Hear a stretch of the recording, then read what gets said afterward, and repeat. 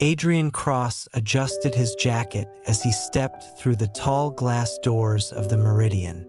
The restaurant was everything its reputation promised. Crystal chandeliers, polished marble floors, soft music floating through the air, and a clientele that spoke in low voices about deals that moved markets. This place wasn't built for people like him, or at least it hadn't been once. He remembered a time when even looking at a menu like this would have made him nervous. Now he owned a software company with hundreds of employees, offices in 3 cities, and a reputation for delivering what others couldn't. Still, old instincts never completely disappeared. He reminded himself why he was here. One meeting, one signature, one contract worth $120 million. 5 years of work that would secure his company's future and give stability to every family that depended on it. The hostess led him to a private table near the windows. The city skyline stretched endlessly behind the glass, a reminder of how high the stakes were. Victoria Ashford was already seated, scrolling through her phone as if the world around her barely existed. She didn't stand when Adrian arrived. She didn't even look up at first. When she finally did, her eyes scanned him quickly, assessing, judging. She was young, striking, dressed in a red silk dress that probably cost more than his first car. This was the woman who represented Ashford Industries, a manufacturing empire built by her father and inherited by her before she'd ever known struggle. "You're on time," she said flatly, as if punctuality were a rare skill. "I try to be," Adrian replied, taking his seat. His voice was calm, professional. He had learned long ago that reacting emotionally to people like this never led anywhere good. "My father sends his apologies," Victoria said. "He's in Singapore dealing with something important. He authorized me to finalize everything today." Her tone made it clear she believed she was more than qualified.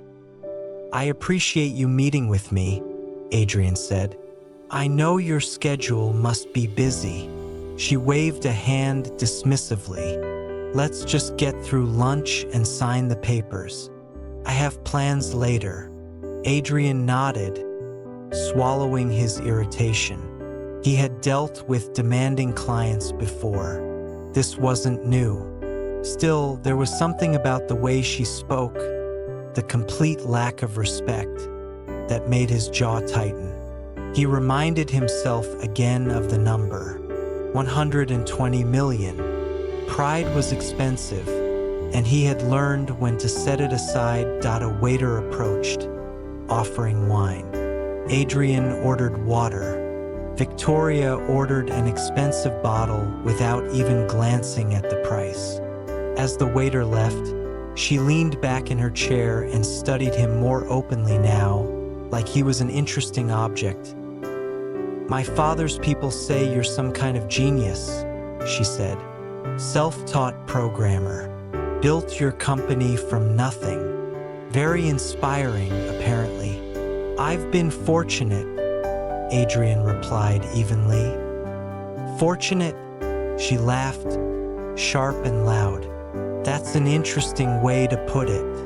I've always wondered what it's like to come from nothing. Did you really grow up in trailer parks like the articles say?" The question hit harder than he expected. Adrian felt the familiar tightening in his chest, the instinct to defend himself, to explain. He pushed it down. "I grew up modestly," he said. "It taught me a lot." "Oh, I'm sure it did," Victoria said, pouring herself another glass of wine. "And you have a daughter, don't you? Emma?" "Yes. Single father. Very dramatic." She smiled thinly. "Does she know her mother abandoned her?" For a brief moment, the room seemed to tilt. Adrian's wife had not abandoned them. Catherine had fought cancer for 3 years before it took her. He remembered holding her hand in a hospital room, promising her he would take care of Emma no matter what. The memory burned, but he kept his face still. "My personal life isn't relevant to this discussion," he said. "Everything is relevant in business," Victoria replied. "I need to know who we're dealing with. We don't partner with unstable people." Adrian set his water glass down carefully. "My company's performance, financials, and reliability are well documented. If you have concerns about our work, I'm happy to address them." "No concerns about your little company," she said, her words starting to blur slightly as she drank. "I just think people like you sometimes forget your place.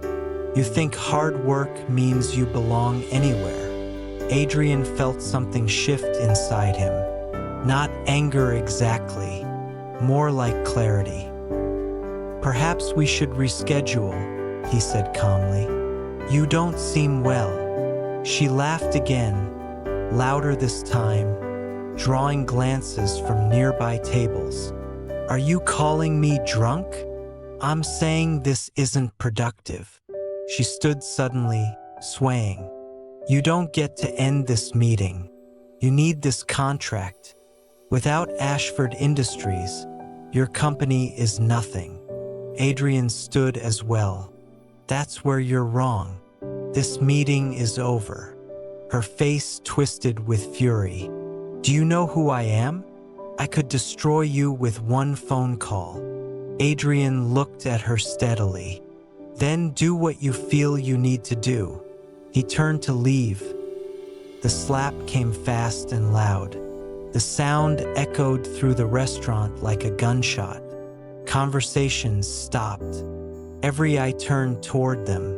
Adrian stood frozen for a second, his cheek burning. Victoria's hand was still raised, her own face pale with shock at what she'd done. "How dare you walk away from me?" she hissed. Adrian slowly touched his face. When he looked at her again, there was no anger in his eyes, only disappointment. "This deal is over," he said quietly. "All of it." He walked out without another word in the parking garage. Adrian sat in his car, gripping the steering wheel until his hands stopped shaking. His phone buzzed nonstop. Messages from his assistant, his CFO, his legal team. He ignored them for a moment and just breathed.